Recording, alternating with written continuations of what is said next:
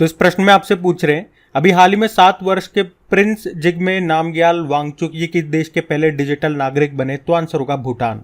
भूटान जिसकी कैपिटल होती है थिम्पू, करेंसी है भूटानी एंगल्ट्रम या भारतीय रुपया भी चलता है वहां पे। और डिजिटल से 3 करंट अफेयर्स के प्रश्न मैं आपको रिवाइज कराऊंगा, बिल्कुल ध्यान से सुनना। अगर पूछा जाए कि देश का पहला पूर्ण डिजिटल बैंकिंग वाला राज्य कौन सा बना, तो आंसर होगा केरल। अगर पूछे देश का पूर्ण डिजिटल साक्षरता वाला पहला ग्राम पंचायत कौन सा बना, तो पुल्लमपारा ग्राम पंचायत जो कि केरल में है। और अभी देश की पहली डिजिटल जस्टिस क्लॉक का उद्घाटन कहां पे किया गया? गुजरात हाईकोर्ट में। ये याद रखना। सो हेलो गाइस, तो ये आपके करंट अफेयर्स की रिवीजन वाली क्लास है। इसमें हम लोग daily top 30 important current affairs के क्वेश्चंस का क्विक रिवीजन करते हैं। और ये टॉप 30 क्वेश्चन कौन से महीने के हैं? तो जनवरी 2023 से लेके आज तक जितने भी क्वेश्चंस आपने पढ़े हैं, ये उन्हीं में से सेलेक्ट करके इंपॉर्टेंट क्वेश्चन लिए जा रहे हैं। डेली 30 क्वेश्चन हम लोग करते हैं। तो आज का सेशन स्टार्ट करते हैं। ये भी अच्छा प्रश्न है, काफी सारी जानकारियां यहां पे मैं आपको दूंगा। जैसे कि अभी पहले तो प्रश्न सुनते हैं कि अभी 32वें व्यास सम्मान से किसे सम्मानित किया गया? तो आंसर होगा डॉक्टर ज्ञान चतुर्वेदी को। और ये सम्मान किसके द्वारा दिया जाता है? के बिरला फाउंडेशन के द्वारा दिया जाता है। तो अभी हम बात कर रहे हैं 2022 के लिए। कौन से नंबर का है? याद रखना, 32वां है ये व्यास सम्मान, जो कि मिला है डॉक्टर ज्ञान चतुर्वेदी को उनके उपन्यास जिसका नाम है पागलखाना के लिए। इससे पहले 2021 के लिए जो 31वां व्यास सम्मान दिया गया था, वो भी ध्यान में रखो, वो असगर वजाहत को दिया गया था उनके नाटक महाबली के लिए। और ये जो डॉक्टर ज्ञान चतुर्वेदी हैं, ये एक चिकित्सक हैं, मध्य प्रदेश में हृदय रोग विशेषज्ञ हैं ये। और अगर इस सम्मान की बात करें, व्यास सम्मान की, तो ये ज्ञानपीठ के बाद दूसरा सबसे बड़ा साहित्यिक पुरस्कार है, जिसकी स्थापना होती है 1991 में। और ये पहली बार रामविलास शर्मा को दिया गया था उनके कृति भारत के प्राचीन भाषा परिवार और हिंदी के लिए। तो ये कुछ इसका इतिहास भी मैंने आपको बताया, करंट न्यूज भी आपको बता दी। तो पॉइंट टू पॉइंट हम यहाँ पे पढ़ते हैं। जैसे कि ऑप्शन से भी आप रिवाइज कर सकते हो। 2023 का मार्कोनी पुरस्कार मिला हरि बालकृष्णन को। 2023 का PEN Nabokov lifetime achievement award मिला विनोद कुमार शुक्ला को। और ये अवार्ड पाने वाले ये पहले भारतीय एशियाई मूल के लेखक हैं, तो इनका नाम ध्यान रखना। अभी अंतर्राष्ट्रीय मातृभाषा पुरस्कार मिला था डॉक्टर महेंद्र कुमार मिश्रा को। ये भी इंपॉर्टेंट है, ध्यान रखना। फिर बताओ, अभी मार्च के महीने में ही अमेरिका ने कौन से बैंक को बंद कर दिया था? तो आंसर होगा सिलिकॉन वैली बैंक को। और ये अमेरिका का 16वां सबसे बड़ा बैंक था, जो अमेरिका के कैलिफोर्निया में है, तो ये ध्यान रखना। फिर बताइए, माउंट मेरापिट ज्वालामुखी में विस्फोट हुआ, ये किस देश में है? तो आंसर होगा इंडोनेशिया में। ये इंडोनेशिया में जावा द्वीप पर स्थित है। और इसे माउंटेन ऑफ फायर भी कहा जाता है, क्योंकि इंडोनेशिया में सबसे सक्रिय ज्वालामुखी से माना जाता है, इसीलिए। तो याद रखना इसे। और वैसे इंडोनेशिया में आपको एक माउंट सिनाबुंग ज्वालामुखी और माउंट क्राकाटोआ ज्वालामुखी भी मिल जाएगा। इंडोनेशिया की कैपिटल क्या है? जकार्ता है। आप बताओ, इंडोनेशिया 2023 में किसकी अध्यक्षता कर रहा है? या पूछूं कि अभी कौन सी समिट यहाँ पे हुई थी? ऑप्शन में आपको दे देता हूं, बड़ा सिंपल।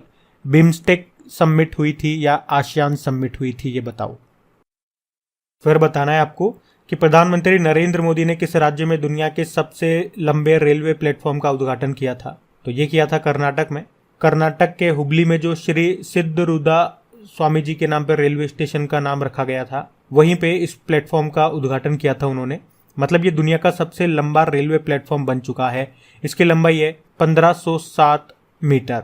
और अभी तक जो सबसे लंबा हुआ करता था उत्तर प्रदेश के गोरखपुर का प्लेटफॉर्म, वो अब दूसरे स्थान पे आ गया। अच्छा, मैं एक प्रश्न आपसे पूछूंगा कि नेशनल हाईवे 7 का नया नाम क्या हो गया है? देखते हैं किस किस को पता ही है। मैं आपको बता चुका हूं पहले इसके बारे में। अगला प्रश्न इंपॉर्टेंट है कि ऑस्कर 2023 में सर्वश्रेष्ठ फिल्म किसे चुना गया था? तो आंसर होगा Everything Everywhere All at Once को। तो ऑस्कर अवार्ड्स 2023, ऑस्कर अवार्ड इसे अकेडमी अवार्ड्स भी कहते हैं। पहली बार ये 1929 में दिया गया था और इस बार ये इसका 95 नंबर का संस्करण है। और अगर इसमें बात करें तो बेस्ट फिल्म का अवार्ड मिला था Everything Everywhere All at Once को। और बेस्ट एक्टर का अवार्ड मिला ब्रेंडन फ्रेजर को द व्हेल मूवी के लिए। बेस्ट एक्ट्रेस रही है मिशेल यो इसी मूवी के लिए। और इसके डायरेक्टर, इस मूवी के जो डायरेक्टर हैं डैनियल क्वैन, उनको बेस्ट डायरेक्टर का अवार्ड मिला। और हमारे लिए ज़्यादा इंपॉर्टेंट होगा बेस्ट ओरिजिनल सॉन्ग का अवार्ड किसे मिला? तो एस राजामौली की जो RRR मूवी का एक गाना है नाटू नाटू, उसको। इसके म्यूजिक डायरेक्टर का नाम भी याद रखना MM किरावनी है, जिन्हें अभी पद्मश्री भी मिला था। इसके अलावा बेस्ट डॉक्यूमेंट्री शॉर्ट फिल्म का पुरस्कार भी एक भारत की डॉक्यूमेंट्री ने जीता है जिसका नाम है द एलिफेंट विस्पर्स। तो ये ध्यान रखना, अच्छा प्रश्न है ये, प्रश्न बनेंगे यहां से एग्जाम में, देखना। अगला प्रश्न देखते हैं। अगला प्रश्न है चीन के नए प्रधानमंत्री किसे नियुक्त किया गया? तो सिर्फ याद रख लो आप इनका नाम, ली कियांग इनका नाम है। और राष्ट्रपति तो वही है अकड़ू से, शी जिनपिंग। फिर आपसे पूछ रहे अभी किसे फरवरी महीने का ICC men's player of the month चुना गया था? तो आंसर होगा हैरी ब्रुक को। और ये इंग्लैंड के बल्लेबाज है हैरी ब्रुक, जिन्हें फरवरी महीने के लिए ICC men's player of the month चुना गया था। वहीं अगर महिलाओं में हम बात करें तो ऑस्ट्रेलिया की एशलेग गार्डनर को चुना गया था। फिर बताओ अभी किस देश ने अपनी राजधानी कैपिटल को जकार्ता से बोर्नियो स्थानांतरित कर दिया? तो आंसर होगा इंडोनेशिया। वैसे तो हम कई बार ये पढ़ चुके हैं, पर अभी फाइनली और ऑफिशियली इसे ट्रांसफर कर दिया गया है। मतलब अब इंडोनेशिया की नई राजधानी होगी बोर्नियो द्वीप पर, जिसका नाम है नुसंतारा। इंडोनेशिया के प्रेसिडेंट कौन है? जोको विडोडो है। अच्छा, आप मुझे बताओ कि इंडोनेशिया के साथ हम कौन सी मिलिट्री एक्सरसाइज करते हैं? चलो फिर बताओ कि मार्च 2023 में चौथी एशियाई खो खो चैंपियनशिप का आयोजन ये कहाँ पे हुआ? तो आंसर होगा असम में हुआ था ये। अगला प्रश्न है वंदे भारत का संचालन करने वाली एशिया की पहली महिला लोको पायलट कौन बनी थी? सुरेखा यादव बनी थी। और वैसे इनके नाम एक और रिकॉर्ड है, ये महाराष्ट्र की रहने वाली है वैसे, और ये 1988 में देश की पहली महिला ट्रेन ड्राइवर बनी थी। अब आप मुझे बताओ भारत की पहली वंदे भारत कहाँ से कहाँ चली थी? और दक्षिण भारत की पहली वंदे भारत ट्रेन, जिसे पहले ट्रेन 18 के नाम से भी जाना जाता था, ये कहाँ से कहाँ चली थी? देखते हैं किस किस को पता है। और जो प्रश्न मैं आपसे पूछ रहा हूँ अगर किसी को नहीं पता ना तो कमेंट बॉक्स में जाकर के चेक करना, वहां पे आप में से ही कुछ स्टूडेंट्स होंगे जो बहुत अच्छा आंसर करेंगे। और मैंने ये नोटिस किया है कि कुछ स्टूडेंट्स जिनको सारे आंसर नहीं आते हैं लेकिन वो गूगल से सर्च करके आंसर लिखते हैं, तो इससे बेनिफिट उनका होता है। यूं मत सोचो कि तुम तो सर्च करके लिख रहे हो, तो सर्च करके लिख रहा है कोई बात नहीं, लेकिन वो चीज वो याद भी कर रहा है, उसको वो चीज याद हो जा रही है, वो छोड़ नहीं रहा है उस चीज को, जो चीज उसे आती नहीं है उसे छोड़ नहीं रहा है, उस पर मेहनत कर रहा है, गूगल पे जा रहा है, टाइप कर रहा है, उसे रीड कर रहा है और फिर यहाँ करके कमेंट में लिख रहा है या पेस्ट कर रहा है, जो भी है, लेकिन उसने वो चीज सर्च करी है, रीड करी है, तो उसके दिमाग में तो घुसी है ना। जिसने कुछ भी मेहनत नहीं करी, नहीं आता, छोड़ दिया, आगे बढ़ गया, तो वो तो शून्य का शून्य ही रह गया। तो मेहनत करा करो मेरे भाई। जैसे कि अगला प्रश्न देखो कि अभी ला पारोस 2023 एक्सरसाइज के तीसरे संस्करण का आयोजन कहाँ पे किया गया? तो आंसर होगा हिंद महासागर में। ये बहुपक्षीय अभ्यास है, मल्टीलैटरल एक्सरसाइज है, काफी सारे देश इसमें हिस्सा लेते हैं। मतलब इसका नाम है ला पेरोस 2023। ये मार्च में हुआ था, ये इसका तीसरा संस्करण है। कहाँ पे? हिंद महासागर में। हर 2 साल में होता है ये। किन किन देशों ने हिस्सा लिया? ऑस्ट्रेलिया, फ्रांस, भारत, जापान और अमेरिका ने। और इसमें भारत की तरफ से आईएनएस सह्याद्री और आईएनएस ज्योति नाम के जहाज ने हिस्सा लिया था। और इसका आयोजन करता है फ्रांस की नौसेना, ये ध्यान रखना। अगला प्रश्न है महिला विश्व मुक्केबाजी 2023 के ब्रांड एम्बेसडर किसे बनाया गया था? एमसी मैरी कॉम को और फरहान अख्तर को। और अगर मैं पूछूं कि अभी महिला विश्व मुक्केबाजी चैंपियनशिप 2023 का आयोजन कहाँ पे हुआ था? नई दिल्ली में हुआ था। तो उसी के लिए इन दोनों को, ये एमसी मैरी कॉम तो बॉक्सर है और ये एक्टर है फरहान अख्तर, इनको ब्रांड एम्बेसडर बनाया गया था। और ये इंपॉर्टेंट क्यों है? क्योंकि इस चैंपियनशिप को मेजबान यानी कि होस्ट भारत तीसरी बार कर रहा है। और याद रखना जो महिंद्रा कंपनी है उसको भारतीय मुक्केबाज महासंघ ने इस प्रतियोगिता का टाइटल स्पॉन्सर भी बनाया था। अगला प्रश्न है नदियों की कार्रवाई का अंतर्राष्ट्रीय दिवस, ये मनाया गया 14 मार्च को। और नदियों से भी काफी प्रश्न बनते हैं। जैसे कि एक प्रश्न मैं आपसे पूछूं कि बताओ कावेरी जल विवाद किन के बीच है? ये कर्नाटक और तमिलनाडु के बीच है, प्रश्न आता ही है। और अगर इसके उद्गम स्थल की बात करें तो इसका उद्गम होता है कर्नाटक में, जो ब्रह्मगिरी पर्वत है वहां से। और ये कहाँ पे गिरती है? बंगाल की खाड़ी में गिरती है। अच्छा, बिहार का शोक किस नदी को कहते हैं? कोसी नदी को। उसी तरह से चीन का शोक कहते हैं हुआंगहो नदी को। और किस नदी को वृहद गंगा के नाम से जाना जाता है? तो गोदावरी नदी को। वैसे भारत की सबसे लंबी नदी गंगा है और गंगा को बांग्लादेश में पद्मा के नाम से जाना जाता है। और बताओ किस नदी को यूरोपीय व्यापार की जीवन रेखा कहते हैं? तो आंसर होगा राइन नदी को। और किस सभ्यता को नील नदी का वरदान कहा जाता है? मिस्र की सभ्यता, मिस्र यानी कि इजिप्ट। तो ये कुछ इंपॉर्टेंट प्रश्न है स्टैटिक जो अक्सर एग्जाम में आ जाते हैं, नदियों से संबंधित मैंने आपको बताया, ध्यान रखना। फिर अगला प्रश्न है कि अंतर्राष्ट्रीय गणित दिवस कब मनाया जाता है? तो ये 14 मार्च को मनाते हैं। आपको पता है पाई की वैल्यू क्या होती है? 3.14। तो आप देख लो 3 मतलब तीसरा महीना मार्च का, और 14 इसकी तारीख हो गई 14 मार्च को। इसे इसलिए पाई दिवस भी कहते हैं। अब आप लोग मुझे बताना कि नेशनल मैथमेटिक्स डे, राष्ट्रीय गणित दिवस हमने कब मनाया, जो कि रामानुजन जी की जयंती को होता है। और अभी शास्त्र रामानुजन पुरस्कार 2023 के लिए ये किसे दिया गया? अजीब सा तो नाम है, लेकिन कोशिश करो बताने की, क्योंकि बताओगे, लिखोगे कमेंट बॉक्स में, तभी आपको याद होगा। ऐसे बैठे बैठे याद नहीं हो जाएगा। आज मुश्किल लग रहा है तो एग्जाम टाइम पे भी मुश्किल लगेगा, उस समय कोई जादू नहीं हो जाएगा। अगला प्रश्न पूछ रहे हैं, अभी केंद्रीय मंत्री हैं हमारे सड़क व परिवहन मंत्री नितिन गडकरी। बताओ इन्होंने कहाँ मेथनॉल से चलने वाली पहली बसों का अनावरण किया? बंगलुरु में। और अगर पूछे देश की पहली AC double decker electric bus ये लॉन्च हुई थी कहाँ पे? मुंबई में। और किस राज्य की मो बस सेवा को प्रतिष्ठित संयुक्त राष्ट्र लोक सेवा पुरस्कार मिला था? उड़ीसा। उड़ीसा ने चलाई थी ये मो बस सेवा। और मैंने आपको बताया, चाहे कोई भी योजना आ जाए, एप्लीकेशन, बस आ जाए, कुछ भी आ जाए, जिसके आगे मो लगा हुआ हो, उसका संबंध उड़ीसा से होगा। ये याद रखना।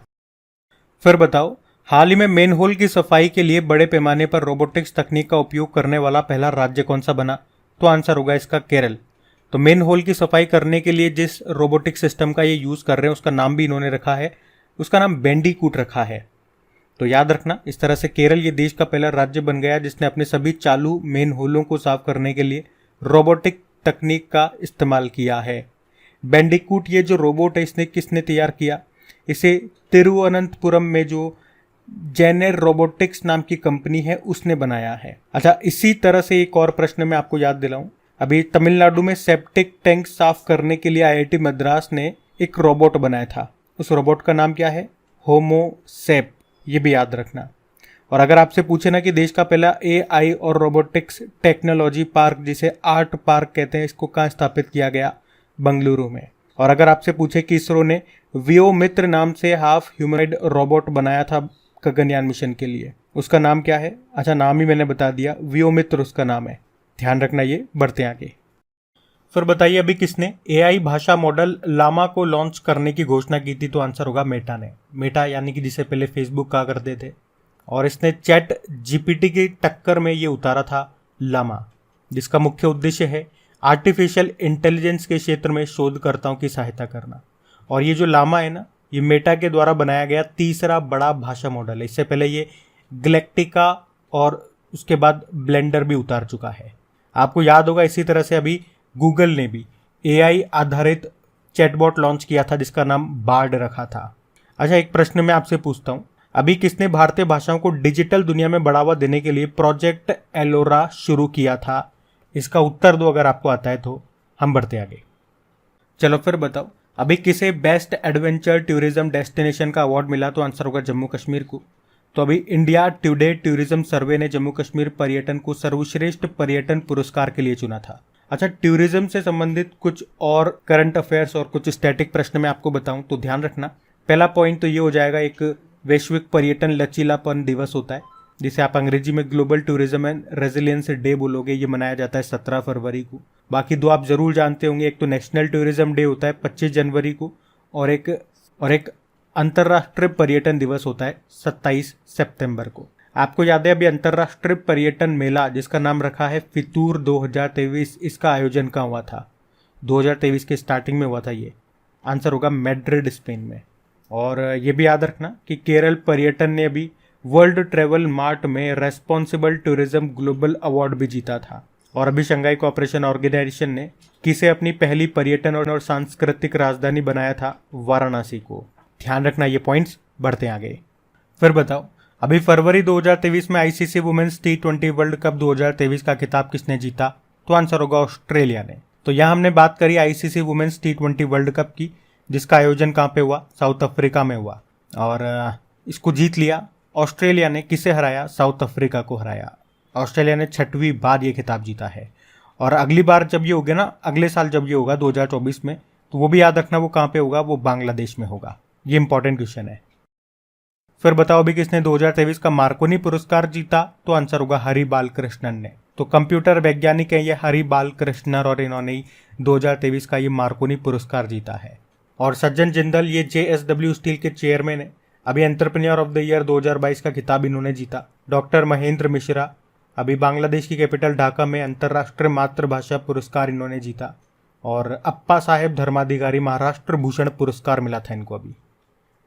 फिर बताओ, अभी राजस्थान में लक्खी मेले 2023 का आयोजन ये कहाँ पे किया गया? ये राजस्थान के सीकर जिले में होता है इसका आयोजन। और राजस्थान में याद रखना, एक मरु फेस्टिवल होता है और एक ऊंट फेस्टिवल होता है। तो मरु फेस्टिवल तो जैसलमेर में होता है और ऊंट फेस्टिवल ये बीकानेर में होता है। अब आप लोग मुझे कमेंट बॉक्स में टाइप करके बताओगे कि अंबुबाची का मेला ये कहाँ पे लगता है, कौन सी माता के मंदिर में इसका आयोजन किया जाता है। कई बार हम पढ़ चुके हैं, इंपॉर्टेंट है, बताओ अब आप। फिर बताओ, यूपीआई पर रुपए क्रेडिट कार्ड को जोड़ने वाला पहला निजी क्षेत्र का बैंक कौन सा बन गया है? तो आंसर होगा एचडीएफसी बैंक। तो ऐसा करने वाला ये पहला बैंक बना है। तो प्रश्न इंपॉर्टेंट है, यूपीआई की फुल फॉर्म जरूर याद रखना, यूनिफाइड पेमेंट इंटरफेस होती है। और आपको याद होगा, अभी भारत का पहला स्टिकर आधारित डेबिट कार्ड लॉन्च किया था आईडीएफसी फर्स्ट बैंक ने। और आईडीएफसी फर्स्ट बैंक अभी ये किसका टाइटल स्पॉन्सर बना है, मुझे आप ये बताओ। ये करंट अफेयर्स का प्रश्न पूछ रहा हूं मैं आपसे। तो ये थी आज की आपकी करंट अफेयर्स की रिवीजन वाली क्लास। कैसी लगी आपको क्लास, कमेंट करके जरूर बताओ। क्या स्कोर रहा आपका, और क्या ये क्लास आपके लिए हेल्पफुल साबित हुई? क्या इससे आपको मदद मिलेगी आपकी पढ़ाई में चीज़ों को याद रखने में? और अगर आप चाहते हो इसे हम कंटिन्यू रखें या नंबर ऑफ क्वेश्चन और भी ज़्यादा बढ़ाएं, तो इसमें आपको भी सपोर्ट करना पड़ेगा, आपकी भी मदद लगेगी। इसे अपने दोस्तों के साथ में आपको शेयर करना पड़ेगा। जितने ज़्यादा स्टूडेंट्स जुड़ेंगे, मुझे भी इसमें समय देने पे और काम करने में मज़ा आएगा। अब बस आपको क्या करना है, अपने दोस्तों के साथ में जो भी आपका स्टडी ग्रुप है व्हाट्सएप पे या टेलीग्राम पे, इसे एक बार शेयर कर देना। डेली में वीडियो लेकर के आऊँगा ये करंट अफेयर्स का रिवीजन वाला, डेली आपको शेयर करना है। बाकी क्विज भी आप लगाते रहें आपकी क्रिक एग्जाम एप्लीकेशन में, हर तरह की वहाँ आपको क्विज मिलेगी, स्टैटिक भी, करंट अफेयर्स वाले भी। लिंक नीचे डिस्क्रिप्शन बॉक्स में है। तो बस आज के लिए थैंक यू।